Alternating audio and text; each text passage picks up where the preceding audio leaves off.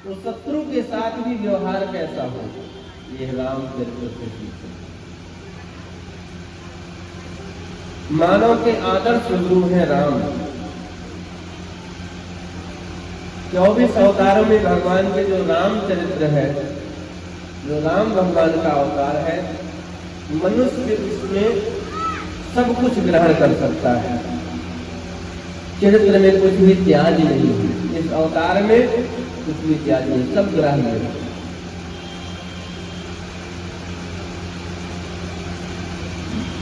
तो मैं निवेदन कर रहा था कि स्त्री हो अथवा पुरुष हो, कलह प्रिय नहीं होना चाहिए। सरल सीधा व्यक्ति सबको प्रिय लगता है, हम सभी संसारी व्यक्तियों को प्रिय लगता है, तो भगवान को कितना ज्यादा प्रिय लगता होगा।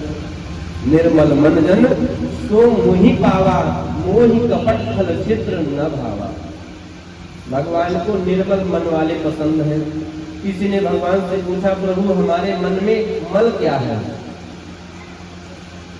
बोले छल कपट ही सबसे बड़ा मल है।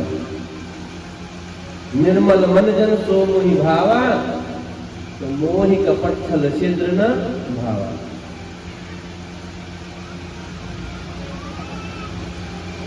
छल कपट छल छिद्र भगवान को प्रिय नहीं है। ताहि भजिए मन तज कुटलाई, राम भजे गति यही नहीं पाई।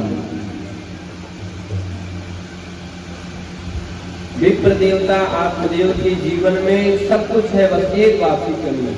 क्या? बोले महाराज कोई संतान नहीं है, कोई संतति नहीं है।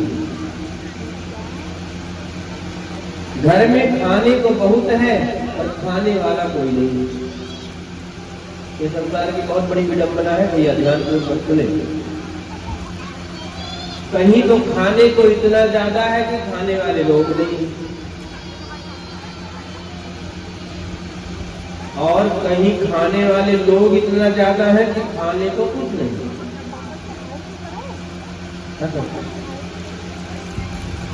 कई बार महाराज किसी के पास में, तो महाराज हर जनपद में, हर जिले में, हर महानगर में बड़े बड़े मकान बने हुए हैं, वहां झाड़ू लगाने वाले भी नहीं है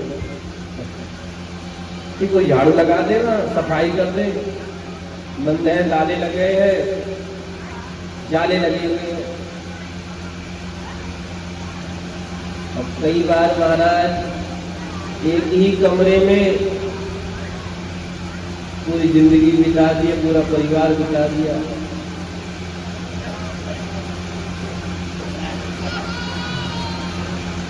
ये भगवान की माया है। पंडित आत्मदेव के जीवन में सब कुछ है, संपत्ति तो बहुत, धन तो बहुत है, कोई संतान नहीं है। एक वृक्ष लगाया वर्षों से, तो उसमें कोई फल नहीं लगता। एक गौ माता का पालन करते हैं, गौ माता को कोई बछड़ा बच्चियां आज तक नहीं हुआ। घर में धर्मपत्नी ब्राह्मणी को कोई बेटा बेटी नहीं हुए। आस पड़ोस के लोगों ने उल्टा सीधा बोलना सुनाना शुरू कर दिया, महाराज अपना कल्याण पहले कर रहे हो, आपके यहाँ कोई संतान नहीं है, आप तुलसी का पौधा लगाते हो भी सूख जाता है, गौ माता को कोई बछड़ा बच्चियां नहीं है। तो बात दिमाग में लग गई, ये संसार की बात, ये भगवान की याद आती तभी है जब संसार की लात लगती है, कईयों को लगी। जिसे एक बार संसार की लात जोर की लग जाए तो भगवान की बात समझ में आ जाती है। महाराज विभीषण को लगी, राजा रावण ने भाई ने लात मार दिया तो भगवान की तरफ चले गए। दुखों की जो ठोकर आई होती, गाएंगे नहीं बस केवल आओ, तो प्रभु की मधुर याद आई न होती। दुख की ठोकर खाए न होते दर दर की, तो प्रभु की याद कैसे आए। एक बार की बात है, सोना और लोहा दोनों आपस में चर्चा कर रहे थे। सोना कहता भैया आप भी पिटते हो मैं भी पिटता हूँ। लोहे ने कहा सही कह रहे हो भैया, मैं भी पिटता हूँ आप भी पिटते हो, लेकिन मैं एक बात आपसे पूछता हूँ, आप पिटते हो भाई सोना तो तुम में आवाज नहीं आती, आप में आवाज नहीं आती, धीरे से पिट जाते हो, शांत रहते हो। मैं भी पिटता हूँ लेकिन मेरे में अंतर है, मैं पिटता हूँ तो मेरे में आवाज बहुत आती है। ऐसा क्या होता है, ऐसे क्यों होता है, ये क्या कारण है। सोने ने कहा भाई बात ऐसी है कि हम पिटते हैं तो परायों से पिटते हैं, सोना कभी सोने से नहीं पीटा जाता। सोनार जो सोना बनाता है, आभूषण बनाता है सोने का, तो सोना इतना महंगा सोने से कहाँ पीट करके बनाया जा सकता है भाई, तो हल्का औजार रखता है उसी से पीट करके बनाता है। किंतु लोहार जो काम करता है, लोहे का अनेक फावड़ा कुल्हाड़ी बनाता है, सब बनाता है, तो लोहे को तो लोहे से ही पीटा जाता है, इसलिए उसमें आवाज ज्यादा होती है। सोने ने कहा भाई बात यही है, तुम अपनों से पिटते हो, हम परायों से पिटते हैं। पराया कुछ कह करके चला जाए तो कोई बात नहीं, एक बार मन शांत कर लिया जा सकता है कि चलो कोई बात नहीं, कौन सा अपना था हमारा, पराये तो कुछ देते ही। लेकिन अपना ही, जिनके लिए हमने पूरे जीवन बिता दिए, जिनके लिए हम पूरा जीवन बिताए, सब कुछ किए, और वही आंख दिखाएं, वही लात दिखाएं, वही जब उल्टा सीधा बोलते हैं तो व्यक्ति को बहुत दुख होता है। अपने ही बच्चों के द्वारा जब प्रताड़ित होता है व्यक्ति, तुमने हमारे लिए किया ही क्या, और कदाचित किया है तो आपका कर्तव्य था वो, तो व्यक्ति को बहुत दुख होता है। पंडित आत्मदेव ने सोचा क्या करूं, एकदा साधु जो दुखात गृहं त्यक्त्वा वनं गताः। महात्मा आत्मदेव घर को छोड़ करके वन में चले गए, गृहं त्यक्त्वा वनं गताः, और वन में जाकर के बैठ करके एक व्यक्ति के नीचे अश्रुपात कर रहे थे। भगवान की ऐसी कृपा भई, ऐसी करुणा भई कि सामने से एक महात्मा जी जा रहे थे। महात्मा जी की दृष्टि पड़ी पंडित आत्मदेव की तरफ, तो उन्होंने पूछा महाराज आप कौन हैं, और इस प्रकार से वन में बैठ करके अश्रुपात क्यों कर रहे हैं, क्यों रो रहे हैं, अपने दुख का कारण कहो। कथम रोदसी विप्रत्वं काते चिंता बलीयसि।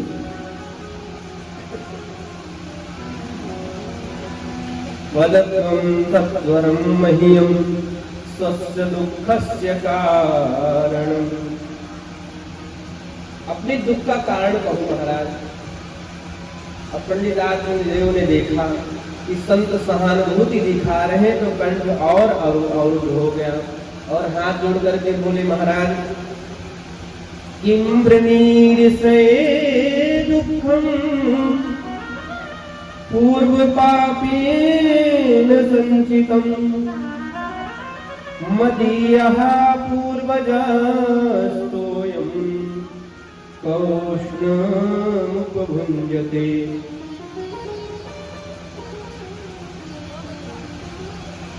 क्या कहूं महाराज, पूर्व जन्म के इतने पाप उदय हो गए,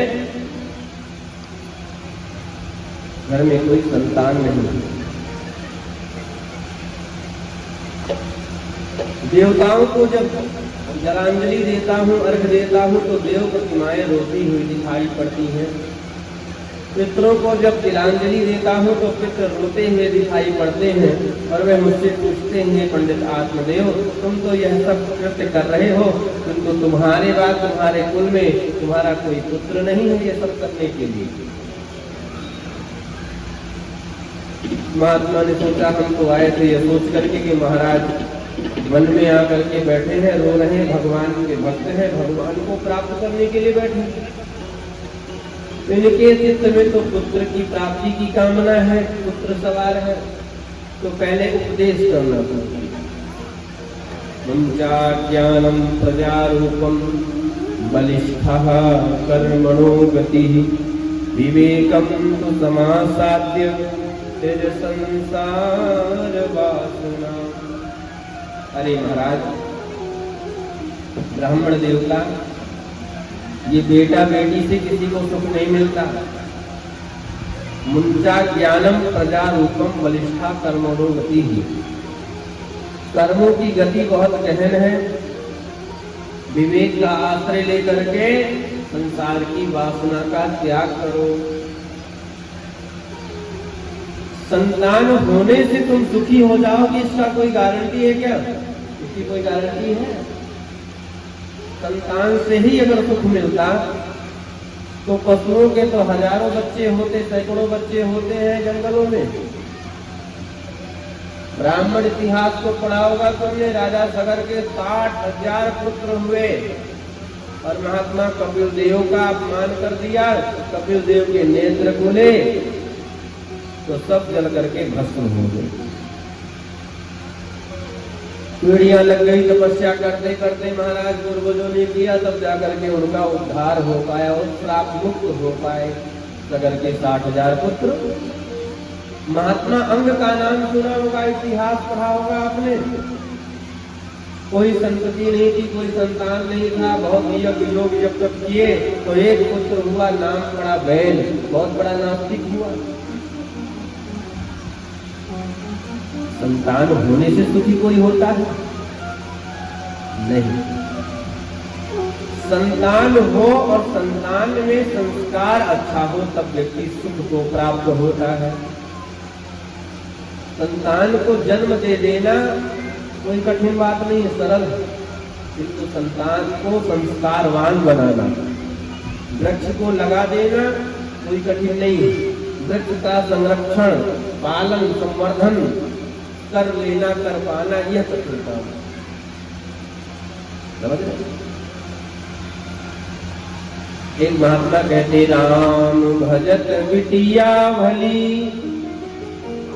और विमुख भलो नहीं पूत, सबरी तो वैकुंठ गई और धुंधकारी भयो भूत।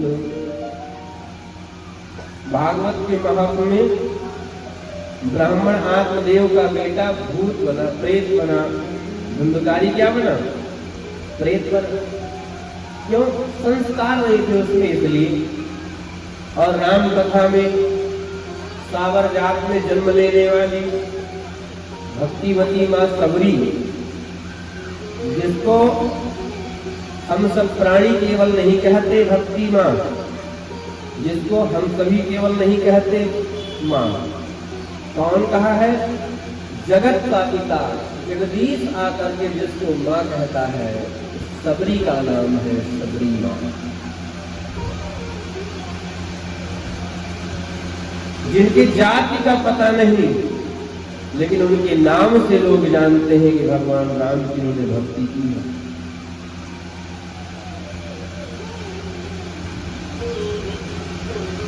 राम भजत बिटिया भली विमुख भलो नहीं पूत, सबरी तो वैकुंठ गई कैसे वैकुंठ गई? बोले राम की भक्ति के बल पर गई, संस्कार के बल पर गई। तो जो संस्कार अच्छे थे, तो बालक हो चाहे बालिका हो, उसमें संस्कार अच्छे हो, गुण अच्छे हो, इतना अच्छा अपने आप को बनाओ, इतना बढ़िया, इतने गुण अपने अंदर ले आओ कि हर कोई आपका दीवाना हो जाए, हर कोई आपका प्रेमी हो जाए, हर कोई आपको मानने पर मजबूर हो जाए। इतना अच्छा बनाओ, इतने अच्छे गुण ले आओ। ये भाव, ये भागवत की कथा का। और सज्जनों उपदेश दिया है महाराज महात्मा ने आत्मदेव को। आत्मदेव जी ने कहा, महाराज अब आप कह रहे बैरागी बाबा संत, आप क्या जानो संतान के सुख, गृहस्थ का सुख, क्योंकि आप बैरागी हो, संत हो, महात्मा हो। पुत्र के बिना आंगन सूना लगता है, बेटे बेटी परिवार संसार भरा रहता है तो अच्छा लगता है। गृहस्थ की शोभा संतान से होती है। कहीं कहीं यह बात सत्य मानी गई, जैसे गरुड़ पुराण आदि ग्रंथों में भी इसका वर्णन है। संतान होना चाहिए, जन समुदाय जरूर होना चाहिए। अगर गृहस्थ में आपका प्रवेश हुआ है तो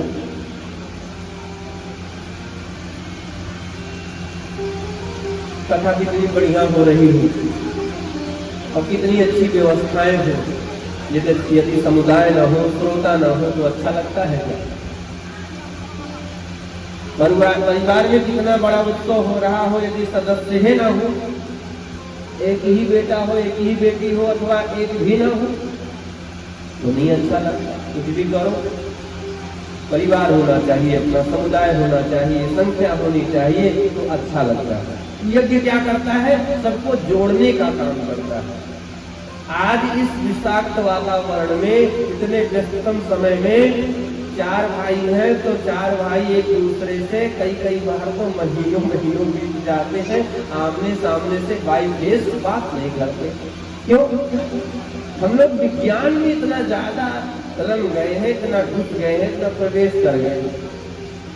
आकाश में बार बार मोबाइल चलना, हाँ जुड़े हैं एक दूसरे से, लेकिन कैसे? विज्ञान से, स्टेटस के माध्यम से, व्हाट्सएप के माध्यम से, फेसबुक के माध्यम से, इंस्टाग्राम के माध्यम से। हाँ, पहले लोग इतने सारे लोगों से 5000 मित्र लोगों के, बहुत कम लोगों के होते थे। जो बहुत बड़ा नेता, मंत्री, विधायक, ऐसा कोई उच्च पद वाला होता था तब उसके इतने मित्र हुआ करते। अब फेसबुक के माध्यम से किसी व्यक्ति के 5000 मित्र हो जाए, पढ़ा लिखा व्यक्ति ना हो तो वो भी नहीं जानता कि हमारे कितने मित्र हैं, लेकिन 5000 मित्र, संख्या पूरी फुल हो गई। दूसरे को टेस्ट करता है तो कैंसिल बोल देता है, करिए नहीं बढ़ेगा आगे। और मित्र किस काम? ना तो आप उनसे कुछ मांग सकते हो, ना कुछ ले सकते हो, ना वो आपके दुख सुख में आ जा सकते हैं। फिर क्योंकि हम मित्र कई दिन के, कब तक है? क्यों? कोई दिल्ली का, कोई बॉम्बे का, कोई अमेरिका का, कोई कहाँ का है, दूर दूर के लोग हैं, उनको जुड़े हुए। बहुत ज्यादा तो शक्ल से आप उनको जानते हो, आप उनको जानते हो।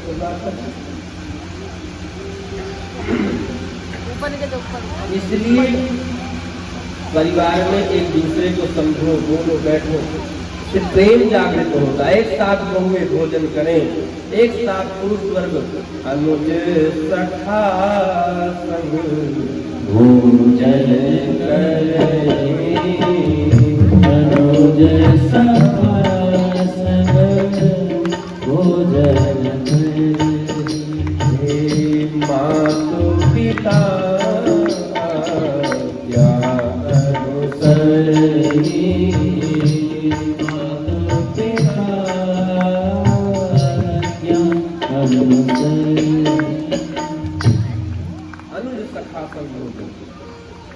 परिवार में बहुएं एक दूसरे का ध्यान रखें, भाई लोग एक दूसरे से प्रेम करें, एक दूसरे से परामर्श लें। कुछ कर रहे हो तो माता पिता का, अपने बूढ़े बुजुर्ग का सब कोई अपने वरिष्ठ का सम्मान करे।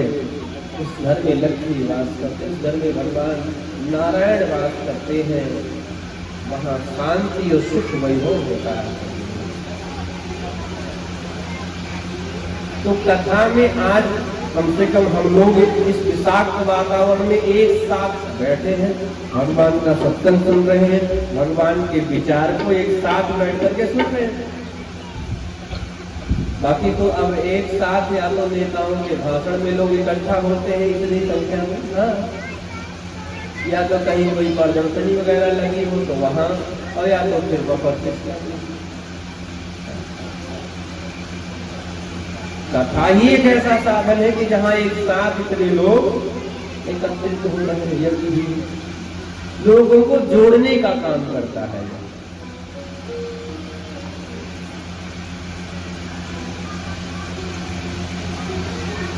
महात्मा ने कहा, महाराज आप कितना भी प्रवचन करो, बात सीधी ये है कि सप्त जन्मावधि तव पुत्रो नहीं बचा।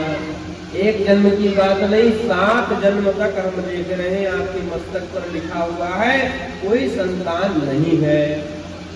अरे महाराज जी क्या कह दिया। और तुरंत ब्राह्मण देवता ने अपना स्तन उठाया, पटकना शुरू किया चरणों में संत महाराज के। संत ने कहा, महाराज ये क्या कर रहे हो, मर जाओगे? बोले पहले ही मरने में बैठा था, अब तो आप ब्रह्म हत्या के लिए तैयार हो जाओ। अरे महाराज लेना एक न लेना दो, हम तो अपने रास्ते जा रहे थे। बोले महाराज पहले मैं अपने एक जन्म के दुख के लिए रो रहा था और आपने 7 जन्मों का दुख बढ़ा दिया, इसलिए मरने के लिए तैयार, ब्रह्म हत्या के लिए तैयार हो जाओ। महात्मा ने कहा, भैया जब आपके जीवन में संतान सुख है ही नहीं आपके जन्म में, तो मैं क्या करूं? बोले महाराज महात्माओं के वचन पर ब्रह्म को विधाता को भी विचार करना पड़ता है, आप चाहे तो सब कुछ संभव होगा। महात्मा ने सोचा महाराज कुछ करना ही पड़ेगा, कुछ देना ही पड़ेगा, तो अपनी झोली से एक चमचमाता हुआ फल निकाल करके पंडित आत्मदेव के हाथ पर रख दिया। अब फल को पाते ही महाराज ब्राह्मण प्रसन्न हो गए। महाराज क्या क्या नियम करने होंगे ब्राह्मणी को इसको ग्रहण करते समय, कुछ बताओ नियम।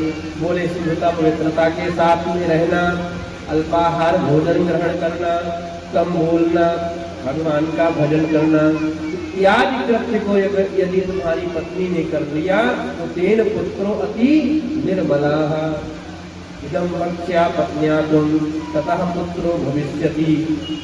इस फल को इस नियम के द्वारा अगर तुम्हारी पत्नी ने खा लिया महाराज तो बहुत सुंदर बेटा हो जाएगा। अब फल को लिए दौड़े महाराज आत्मदेव घर के लिए, और पहुंचते ही घर पे किवाड़ी को कटाना शुरू किया। पंडितानी आई दौड़ करके कि महाराज पंडित जी आए हैं हमारे और फल लेकर के आए हैं। क्या लेकर के आए हैं? कि फल लेकर के आए। सोच रही जी महाराज की बहुत देर से किवाड़ी खटखटा रहे हैं और बड़े प्रसन्न हैं, तो आज कुछ बढ़िया लेकर के आए होंगे जजमानी से, कोई अच्छा आइटम मिला होगा जजमान के यहाँ से। ये फल दिखा रहे हो महाराज, क्या बात है? ऐसे फल दिखा रहे जैसे लगा कहीं फल हमने आज तक खाया नहीं।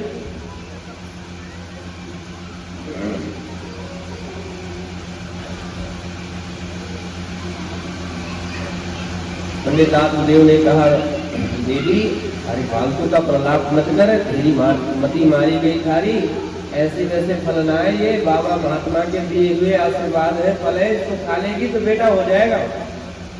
अब पंडितानी अपने मन में सोचने लगी, पता नहीं किस महात्मा ने दिया होगा, किस संत ने दिया होगा, कौन सा मंत्र पढ़ा होगा, कहीं मेरे ऊपर जादू टोना टटका आदि तो नहीं चल रहा है। मैं तो बहुत विचार करके फल वल खाती हूँ, कुछ भी खाती पीती हूँ, इनके जैसे नहीं किसी ने कुछ दे दिया बस खा लिया। और बोली कि महाराज मैं शुद्ध पवित्र होकर के नहा धो करके अभी इस फल को खाऊंगी, लाओ मुझे दे दो। धुंधली ने फल को ले लिया और महाराज जाकर के आस पड़ोस में अब गाने लगे, देखो भगवान की कृपा हो गई, महात्मा का आशीर्वाद मिल गया, मेरे घर भी बेटा होगा। और इधर ब्राह्मणी धुंधली संशय में पड़ी हुई है, संशय आत्मा विनश्यति, किम कर्तव्य विमूढ़, जीव लक्ष्य को नहीं प्राप्त हो पाता। विचार करती है कि खाया जाए इस फल को कि ना खाया जाए, पाया जाए इस फल को कि ना पाया जाए। तब तक सौभाग्य से उसकी पड़ोसन आ गई।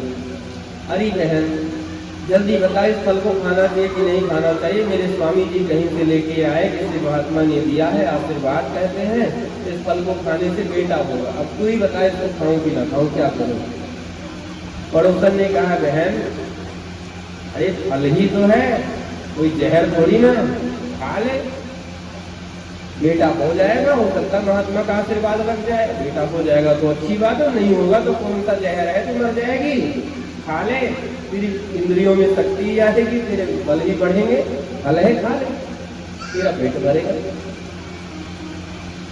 कुंडली ने कहा, बहन फल तो खा लो, लेकिन हमने ऐसा सुना है कि जिस माँ के पेट में बच्चा आ जाता है तो उसका पेट बढ़ जाता है, और पेट बढ़ जाता है, कदाचित पेट अगर बढ़ गया तो भोजन कैसे किया जाएगा?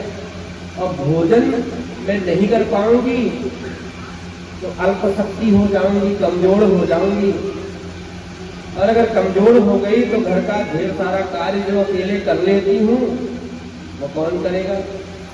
अलभक्षेण गर्भस्यात् गर्भेणोदर वृद्धताः स्वल्प शक्तिर कार्यम स्वल्पभक्षं ततोर शक्तिर गृह कार्यम कथम भवेत्। स्वल्प भक्षम, स्वल्प मतलब कम, भक्षम मतलब ग्रहण करना, खाना। तो अगर मैं कम खाऊंगी तो ततोर शक्तिर गृह कार्यम कथम भवेत्, शक्तिहीन हो जाऊंगी, कमजोर हो जाऊंगी, तो घर का कार्य कैसे होगा? पड़ोसन ने कहा, बहन ये कोई बहुत बड़ी बात नहीं है, तेरे जैसे ही हर कोई माँ बहन सोचे तो पुत्रवती ही ना हो, वो संतान को जन्म ही ना दे। अच्छा बहन, हमने सुना है ऐसी स्थिति कहीं हो जाए और कहीं गांव ग्राम में आग लग जाए तो सब तो भाग करके खड़े होंगे, मैं कैसे भाग पाऊंगी? बहन ऐसी स्थिति में तुझे कहीं नहीं भागना दौड़ना है। लोग बालक को, वृद्ध को, गौ माता को, गर्भवती स्त्री की पहले सुरक्षा करते हैं।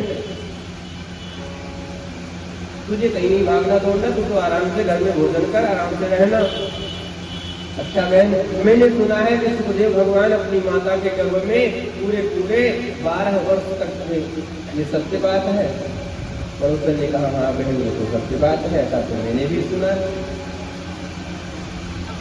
कुंडली ने कहा, बहन हमारा बेटा अगर हमारे गर्भ में 12 महीने तक रह गया तो मैं ऐसे ही मर लूंगी, मैं न खाने वाली इस फल को। एवं कुतर्क योगेन तत्फलम नैव भक्षितम, इतना कुतर्क इस कुंडली ने किया कि इस फल को खाया नहीं। महात्मा से किया हुआ सत्संग आत्मदेव का, और उससे मिला हुआ यह फल, मतलब कथा का, सत्संग का फल संसार के जीव जल्दी ग्रहण नहीं कर पाते, ग्रहण भी कर ले तो पचा नहीं पाते। सत्संग का फल सब कोई नहीं ग्रहण कर पाते, सब कोई नहीं पचा पाते। तर्क कुतर्क की कैंची से काट काट करके इसको किनारे कर देते हैं। कथा में बैठते हैं, हाँ बहुत सही बात महाराज जी ने कही, ऐसा करना चाहिए, ऐसा बोलना चाहिए, ऐसा रहना चाहिए। और जहाँ महाराज घर पहुँचे, अरे वो सब कथा वथा की बात अलग है।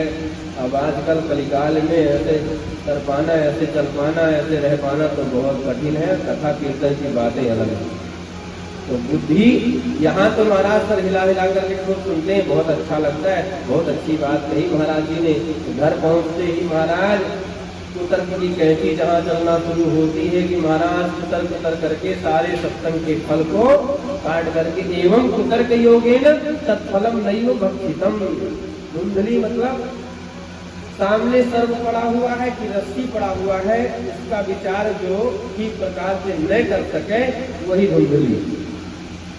ऐसी स्थिति कब आती है? बोले जब ना अंधेरा हो ना उजाला हो, दोनों के बीच की स्थिति। क्यों? अंधेरे में अपना हाथ ही नहीं दिखाई पड़ता, समझ में आता। एकदम अंधकार हो तो कुछ नहीं दिखता, और एकदम प्रकाश हो तो समझ में आ जाएगा कि रस्सी है कि सर्प है। सामने रस्सी पड़ी हुई है कि सर्प पड़ा हुआ है, ये स्थिति कब आता है? जब न अंधेरा हो न उजाला हो, दोनों के बीच की स्थिति मतलब धुंधला धुंधला, किम कर्तव्य विमूढ़ जीवन हो जाए। क्या करना चाहिए क्या नहीं करना चाहिए इसका निर्णय न ले पाना ही धुंधली है। धुंधली के जीवन की समस्या नहीं, प्रायः आज मनुष्य के जीवन की समस्या है। और दूसरे दिन उसकी बहन आ गई। अब बहन से कहा, बहन ये बता तेरे जीजा जी फल कहीं से लेकर के आए, तू बता मुझे खाना चाहिए कि नहीं खाना चाहिए। बहन ने कहा, अरे बहन तू चिंता मत करी, बाबा भवाली के देने से फल से कहीं बेटे होते क्या, किसी फल वल मत खाना तुम। अब बहन ये चाहती थी कि इसके घर संतान नहीं है, संपत्ति बहुत है, मेरे घर संतान बहुत है, संपत्ति नहीं है। एक बेटा मैं इसको अगर अपना दे दूं तो इसकी सारी संपत्ति होने वाले आने वाले दिन में मेरी हो जाए। ऐसी स्वार्थ की दुनिया, बिना स्वार्थ लगाए तो कोई काम करता नहीं आदमी।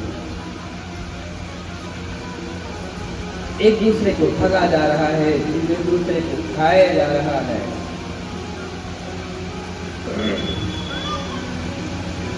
और रही बात, तू चिंता मत करना, मेरे गर्भ में जो मेरा बच्चा है मैं तुझे दे दूंगी। घर में बरसों से बंधी गैया फल खिला दे उसको, देखते हैं क्या होता है। अली बहन बहन हो तो तेरी जैसी, तूने तो मेरी पूरी समस्या थोड़ी सी बाद में समाप्त कर दिया, मिटा दिया। बहुत अच्छी रही बहन, पर दे जरूर देना अपना बेटा। हाँ हाँ बहन पक्की रही, तुझे मैं अपना बेटा दे दूंगी। धुंधली की बहन ऐसा कह करके चली गई। और जब कालांतर में उसके यहाँ कुछ समय के बाद पुत्र रत्न की प्राप्ति हुई, उसने छिपा करके रात में ला करके अपनी बहन धुंधली को दे दिया। धुंधली इससे पहले पूरी गर्भवती महिलाओं की जैसे अभिनय करती रही, अपने पति को बताती रही, आत्मदेव पंडित भोले भाले सीधे साधे महाराज ग्राम नगर में अपने जजमानी में खूब प्रचार प्रसार कर रहे कि हमारे घर महात्मा की कृपा हुई है, फल मिला है, संतान की प्राप्ति होगी। इधर आज प्रातः काल होते ही धुंधली ने गाय के फल को खिलाई दिया था, फल की समस्या समाप्त हो गई थी। फल को बता दिया कि मैंने खा लिया है पंडित जी को। और जैसे ही पुत्र की प्राप्ति हुई, बहन ने ला करके दिया रात में छिपा करके, तो प्रातः होते ही पंडितानी ने अपने महाराज को पुत्र दिखाया। महाराज में पुत्र रत्न की प्राप्ति हुई है, प्रसन्न हो गए महाराज आत्मदेव। गांव समाज के लोग, उनकी जजमानी के लोग, सब लोग खुश हो गए, प्रसन्न हुए। और ठीक उसके 3 महीने के बाद उस गौ माता ने भी एक सुंदर दिव्य पुत्र को जन्म दिया है भैया। समस्त अंग प्रत्यंग उसके मनुष्य के जैसे हैं, किंतु कान उसके गौ के जैसे हैं। निर्माते निर्गते चाभ कधेनुर्भकम सर्वांगदु निर्मलम सर्वांग सुंदरम दिव्यम निर्मलम कनक प्रभम। कनक कांति है उस बालक की, बहुत ही सुंदर स्वरूप।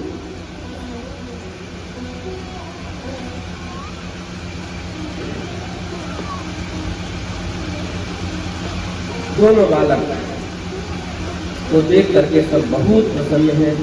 धीरे धीरे दोनों बालक बड़े हुए, नामकरण संस्कार करना चाहा महाराज आत्मदेव ने। गौ का बेटा है और मनुष्य के जैसे इसके अंग प्रत्यंग है, मानव शरीर में आया है, कान गौ के जैसे हैं, इसलिए नाम रखा है गौकर्ण। बोलिए श्री गौकर्ण जी महाराज की। और अपने बेटे का सुंदर सा कोई नाम सोच रहे थे, विचार कर ही रहे थे कि महाराज पंडितानी खड़ी थी बगल में ही, ओ जी मैंने 9 महीने पेट में रखे तो मेरा नाम मेरे बेटे से, मेरे नाम से मेरे बेटे का नाम मिलता जुलता होना चाहिए। अच्छा देवी क्या नाम रख रही हो? तो धुंधली कहती है मेरा नाम धुंधली है, मेरे पुत्र का नाम धुंधकारी होना चाहिए। धुंधकारी नाम रखा, एक का नाम गौकर्ण, दूसरे का नाम धुंधकारी। ख्याति दोनों बच्चों ने प्राप्त की, एक कुख्यात हुआ, दूसरा विख्यात हुआ। आपको दुनिया समाज संसार में लोग जान जाए, ख्याति प्राप्त हो आप, इसके लिए दो ही उपाय हैं।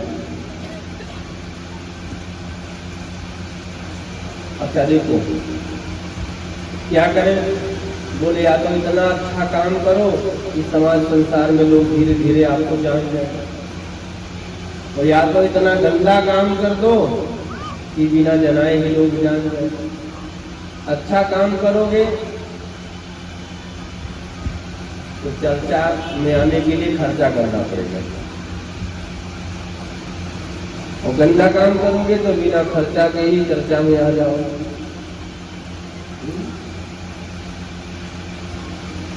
अच्छे काम करोगे तो धीरे धीरे लोग आपको जानेंगे, बहुत जल्दी नहीं जानेंगे। गंदे काम करने वाले को लोग बहुत जल्दी जान जाते हैं। विज्ञापन का भी सहारा आजकल बहुत, समझ रहे? यत कालेन तौ जातौ तन्नो तनया बुभौ गोकर्णः पंडितो ज्ञानी धुंधकारी महाफलः। गोकर्ण जी महाराज पंडित हुए, ज्ञानी हुए, और धुंधकारी महाफलः। फलः का मतलब क्या? फल शब्द में दो ही अक्षर है। पहले शब्द का नाम है खा और दूसरे शब्द का नाम है लाह। फल शब्द का क्या अर्थ है? बोले खा मतलब खाए, और ला माने लड़े। जो खाए और लड़े केवल उसी का नाम फल। इसने कहा महाराज एक अर्थ इसमें और जोड़ दो। बोले क्या? बोले जिसका खाए उसी से लड़ बैठे, जिसका खाए उसी से लड़ाई करे, उसी का नाम हो। ऐसा व्यक्ति ही फल धुंधकारी महाफला। पंडित जी के मंदिर जैसे घर को इसने नरक का अड्डा बना दिया। धीरे धीरे घर में जितने भी सामान, जितना भी वैभव था सब ले जा करके बाजार में बेच दिया। वैश्यालय जाने लगा, जुआ खेलने लगा, शराब का पान करने लगा, मदिरा का पान करने लगा।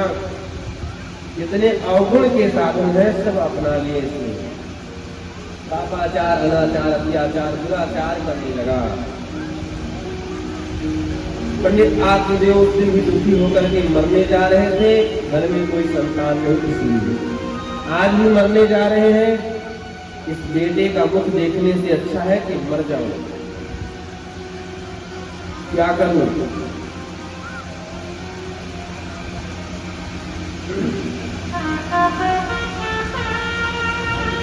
प्रतिष्ठामि गच्छामि कोमि दुःखं व्यपोहे प्राणस्त्यजामि दुःखेन कष्टं मम संचितम्।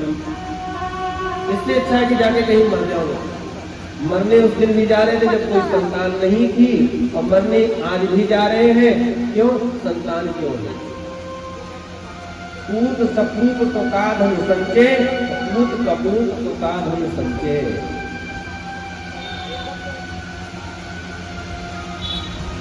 बेटा यदि लायकदार निकल जाए तो पिता को बहुत ज्यादा धन संचय करने की आवश्यकता नहीं, वो सब कुछ बना लेगा।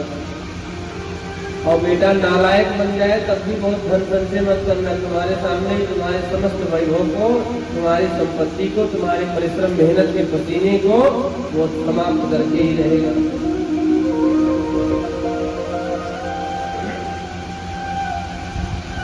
आत्मदेव जी आज भी मरने के लिए जाने लगे, आत्महत्या करने के लिए जा रहे थे।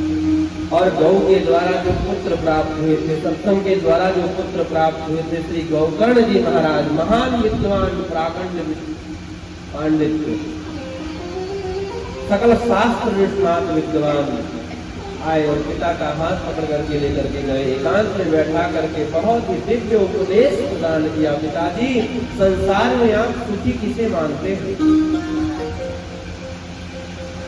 जो चतुरानंद के पद पर अभिषिक्त है, क्या उसे आप सुखी मानते हो? इंद्र के इंद्रासन पर जो बैठा है, क्या वो सुखी है? अरे न चेन्द्रस्य सुखम किंचिन न सुखम चक्रवर्ती न। कौन सुखी है फिर?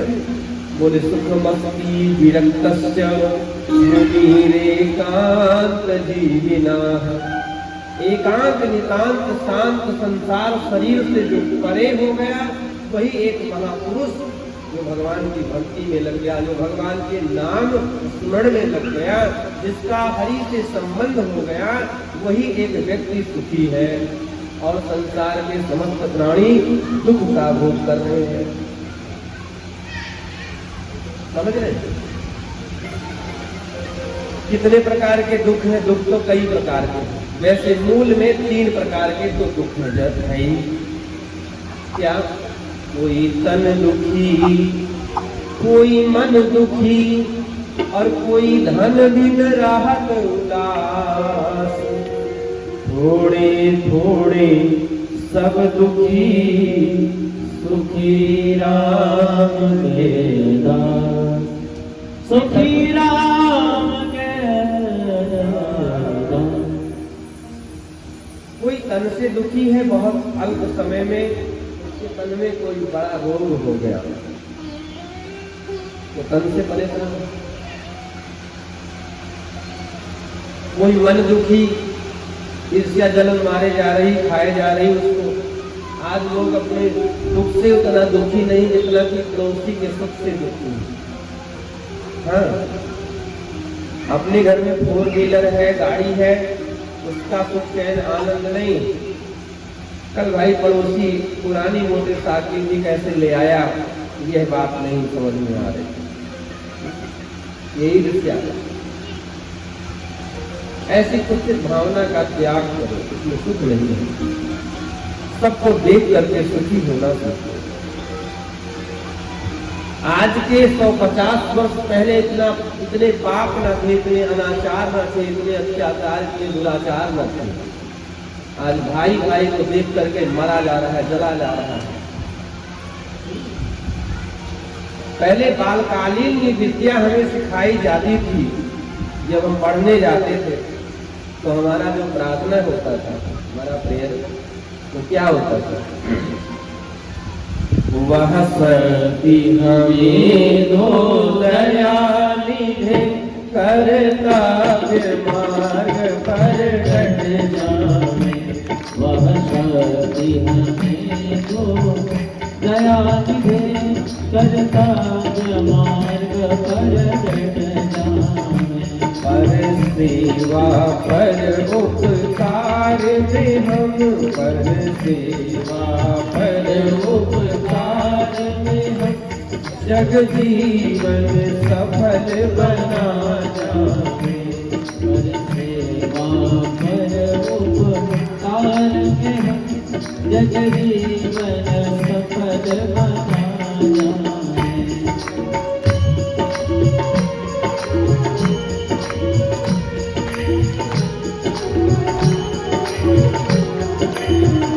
मूल अर्थाली को समझे। मूल अर्थाली क्या इसकी होती थी? छल दंभ द्वेष पाखंड झूठ, अन्याय से निस्दिन दूर रहे। छल दंभ द्वेष पाखंड झूठ, अन्याय से निस्दिन दूर रहे। जीवन हो शोध सरल अपना, जीवन हो शोध सरल अपना। सुचि प्रेम सुधारस बरसावे, सुचि प्रेम सुधारस बरसावे। वह शक्ति हमें दो दयानिधे, कर्तव्य मार्ग पर डट जावे। पर सेवा पर उपकार में हम जग जीवन सफल बना जावे।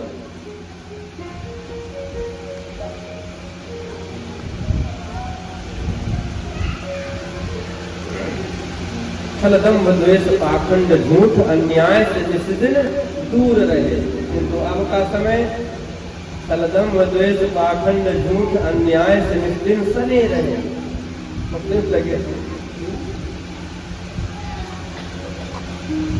जीवन को शुद्ध सरल अपना, सुचि प्रेम सुधारस वर्षावे। ऐसा जीवन होना चाहिए। तो न चेन्द्रस्य सुखम किंचिन्न सुखम चक्रवर्तिनः सुखमस्ति विरक्तस्य मुनिरेकांत जीवना। कोई तन दुखी कोई मन दुखी, कोई धन बिन रहत उदास। और थोड़े थोड़े सब दुखी, सुखी राम के दास। राम के दास न कभी उदास। आराम की तलब है, आराम की तलब है, तो बस एक काम कर, आराम की शरण में बस राम राम कर। श्री राम जय राम जय जय राम। बहुत ही सुंदर स्वागत कर रहे हैं। क्या का पूजन, मंगल शुभकामनाएं।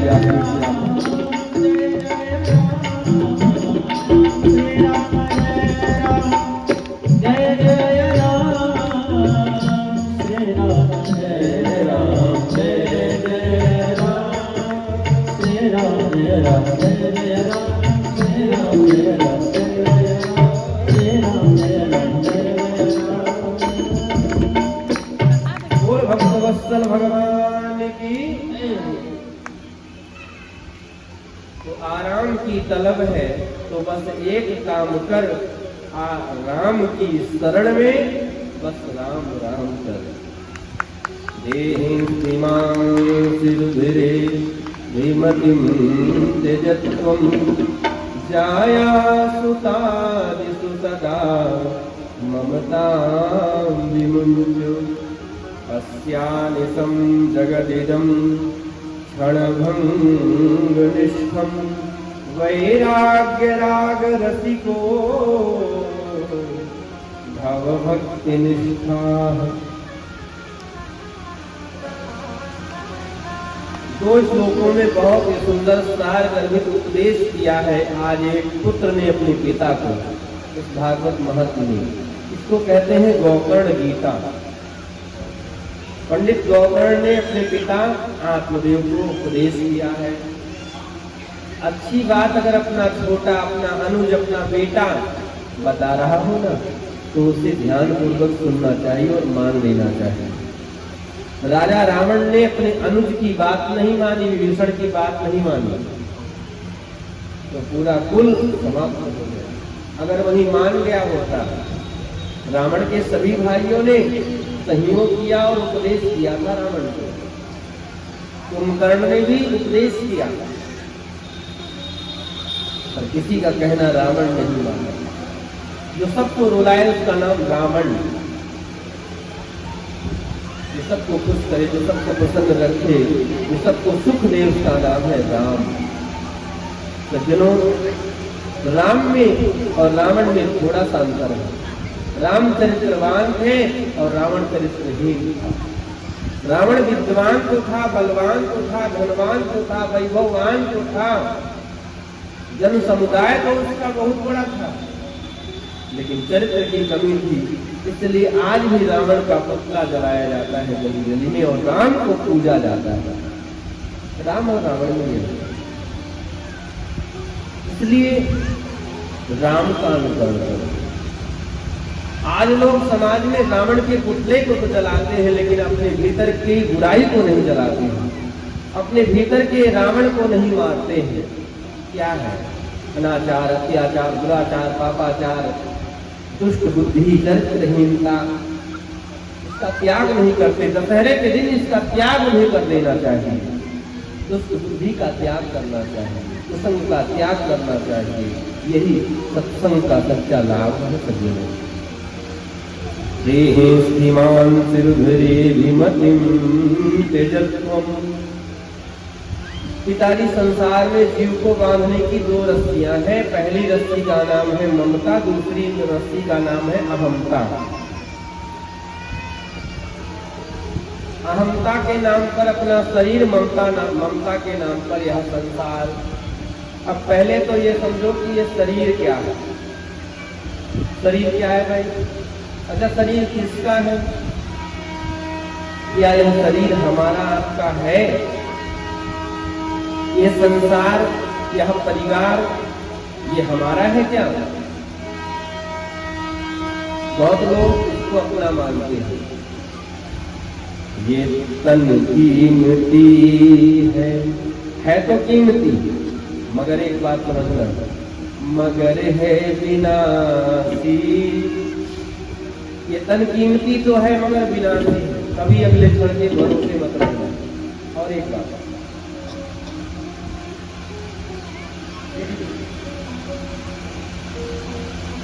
शरीर का एक रोम, एक बाल भी आपका अपना नहीं। क्यों? अगर एक बाल भी आपका है तो इससे कह दो भैया काले के काले बने रहो, सफेद मत रहो। शरीर का बाल सफेद हो जाता है, हमारा कहना नहीं मानता। कितने प्रकार के बदलों से, कितने प्रकार के तेल लगाओ, कितनी मेडिसिन, कितनी दवाइयां चला लो, लेकिन उसको अब सफेद होना है तो उसको हो नहीं सकता। आंखें जवाब देती हैं, कान कहता अब सुनाई नहीं देता भैया, अब नहीं, बहुत सुना हमने। हाथ पैर दर्द होने लगते, कहते अब नहीं चला जाता। समझ रहे हैं? यह सब नाशवान है, समाप्त। अगर शरीर अपना नहीं, जब ये शरीर ही अपना नहीं, एक सपना है, एक व्यवहार करने के लिए मिला हुआ है, जब तक तब तक इसके साथ सकुशल व्यवहार करो। शरीर नहीं तो शरीर से ही सारा संबंध है, संसार है। संसार और संबंध कैसा? ये भी एक व्यवहार करने के लिए मिला हुआ है। मतलब शरीर को शुद्ध रखो, शुद्ध रखो। प्रातः जल्दी उठो, ब्रह्म मुहूर्त में उठो, मॉर्निंग वॉक करने जाओ, शुद्ध वायु का आहार करो, शुद्ध जल का आहार करो, प्रातः जल्दी स्नान करो, टाइम पर नाश्ता करो। आजकल लोगों को खाने पीने का तरीका एकदम समाप्त हो गया। लोग आजकल की बहनें, क्षमा करना मुझे, माफ करना, अच्छे सुस्वादु व्यंजन, भोजन, नाश्ता जो भी है बाल भोग बनाने को कहते तो नहीं बना पाए। क्या बनाते? रोटी नहीं पहले बना पाते। सबकी बात नहीं, प्रायः कुछ लोग क्या बनाते? आँख फड़ाने के जितने आइटम है वो सब बनाने, जैसे कि अब क्या क्या कहे, मैक्रोनी हो गया, तो क्या मैं तो खाता नहीं है, तो मुझे पसंद नहीं है। पता नहीं कहाँ बनाया, किसने बनाया, किस चीज से बनाया, वो आटा है कि मैदा है कि किस चीज से क्या बनाया। एक बार की बात है, एक गुरु जी ने अपने शिष्य को उपदेश किया कि बेटा भगवान को भोग लगा करके ही ग्रहण किया करो, प्रसाद पाया करो। क्या भोग लगाते हो? तो गुरु जी जल्दी कुछ मिलता नहीं है और अब भगत के यहाँ भोजन करना पड़ता है, तो कहाँ किसने कैसे बनाया, तो भोजन का भोग नहीं लगाता हूँ, मैं तो बिस्कुट का भोग लगा देता हूँ।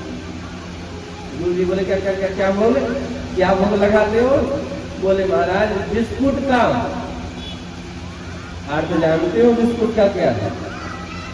नहीं जानते तो आप जान लो। बिस्कुट का मतलब विष मतलब जहर, कूट जो बचपन का गया तो उसका नाम बिस्कुट। एक अर्थ ये हो गया। दूसरा अर्थ, जिस अन्न को, जिस अनाज को 20 जगह कम से कम कूटा गया हो। 20 मतलब जहर, और 20 मतलब गणित की भाषा में, मैथ की भाषा में संख्या क्वांटिटी 20। तो 20 स्थानों पर जिस अन्न को, जिस अनाज को कूटा गया हो, फिर बनाया गया हो, तो उसको कहते हैं बिस्कुट। भगवान को भोग मत लगाना।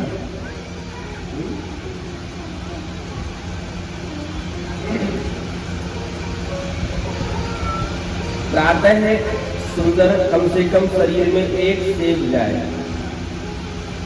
सेब का नाश्ता करो। आंवले का सेवन जरूर करो, देसी शुद्ध आंवला। अब आप कहेंगे गुरु जी आप भागवत कहने बैठे हैं कि डॉक्टरी बताने बैठे हैं। भागवत के साथ में ये सब बातें बहुत नितांत आवश्यक है आजकल समाज में।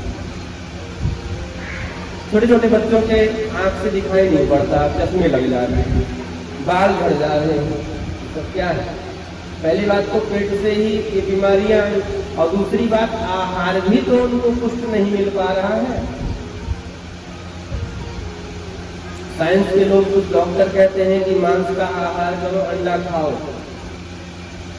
कदाचित चलो मान लिया जाए कि इंद्रियों में बल होता होगा अंडा खाने से, मांस खाने से, मछली खाने से, लेकिन बुद्धि नहीं हो सकती। और हमारा आयुर्वेद कहता है कि जैसे 40 अंडे को खाने में जो शक्ति, जो आपको ऊर्जा मिलेगी, वही ऊर्जा आयुर्वेद कहता है कि एक आंवला खाओगे तो 40 अंडे की शक्ति एक आंवले में।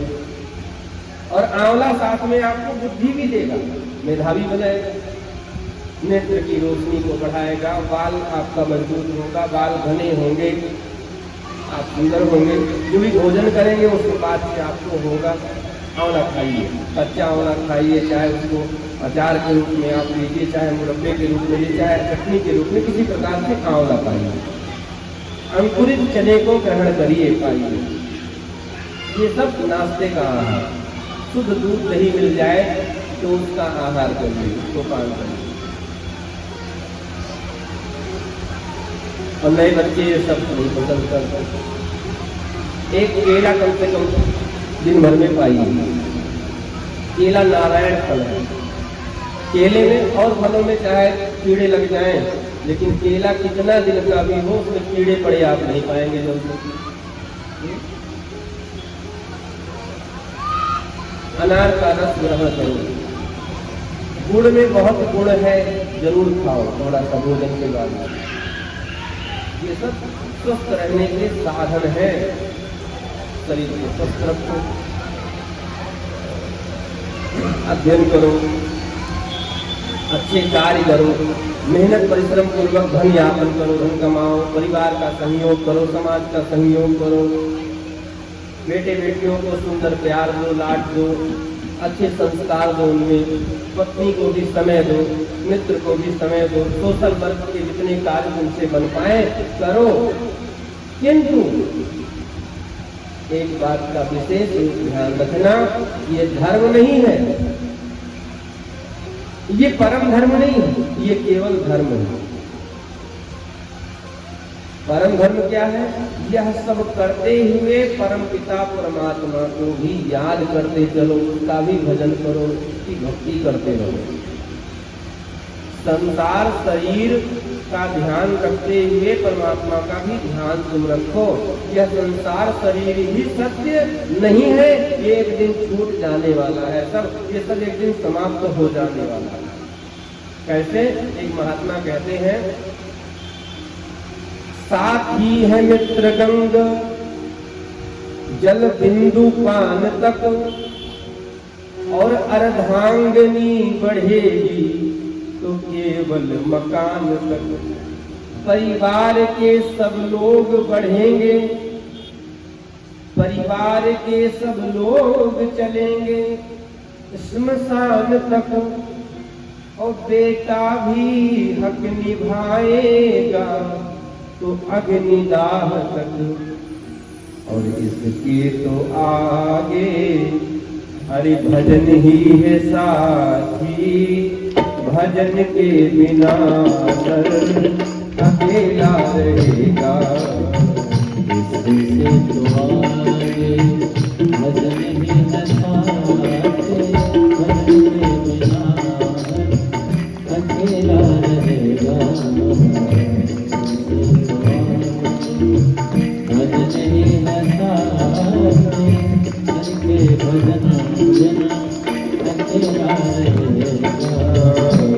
मन ये 2 दिन का मेला रहेगा, कायम न जग का झमेला रहेगा। मन ये दो दिन का मेला रहेगा, कायम न जग का झमेला रहेगा। ये साथी है मित्र गंगा जल बिंदु पान तक, साथी है मित्र गंगा के जल बिंदु पान तक, साथी है मित्र गंगा जल बिंदु पान तक, साथी है मित्र गंगा के जल बिंदु पान तक। अर्धांगिनी बढ़ेगी तो केवल पान तक, अर्धांगिनी बढ़ेगी केवल मकान तक। परिवार के सब लोग बढ़ेंगे शमशान तक, परिवार के सब लोग बढ़ेंगे शमशान तक। ओ बेटा भी हक निभाएगा तो अग्निदान तक, बेटा भी हक निभाएगा तो अग्निदान तक।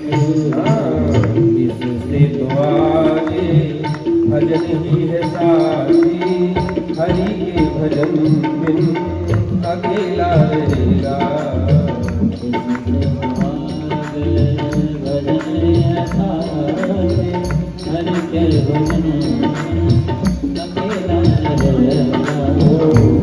मन ये दो दिन का मेला रहेगा, कायम न जग का झमेला रहेगा।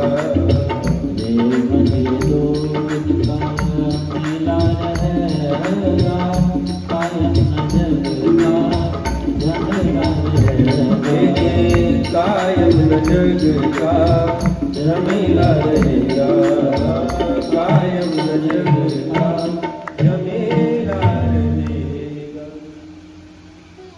तो यह सब यहीं छूट जाने वाला है।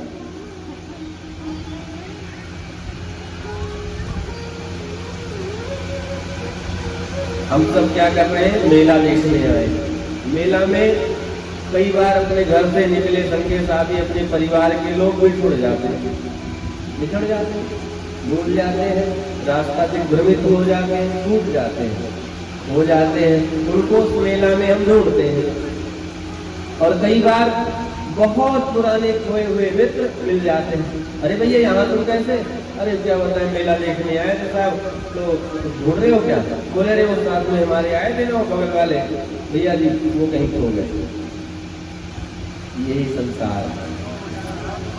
जब यहाँ प्रवेश हम किए तो एक नए साथी हमको मिले। कौन? माता पिता। थोड़े बड़े हुए, पढ़े लिखे, शादी विवाह हुआ तो पिताजी अब पधार गए। हमारे जीवन यात्रा से एक साथी हमारा चला गया, पत्नी आ गई जिसका अभी तक कोई ठिकाना नहीं था, कोई पता नहीं था। एक नया जीवन साथी, नया एक मित्र हमारे जीवन की गाड़ी से जुड़ गया। और पत्नी को पुत्र होने वाला, बेटा आने वाला है। तब तक क्या हुआ कि माता जी का टिकट कट गया, माता जी चली गई। अब पुत्र आ गया, बेटा आ गया। एक नया जीवन यात्री आ रहा है, एक पुराना जा रहा है। यही है संसार।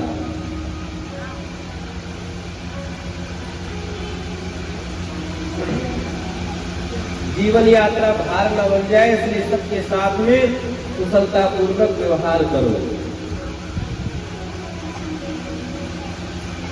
क्या करें इस संसार को? क्या जहां रहना गलत है? नहीं, संसार में तो रहो, लेकिन संसार को अपने ऊपर मत रखो।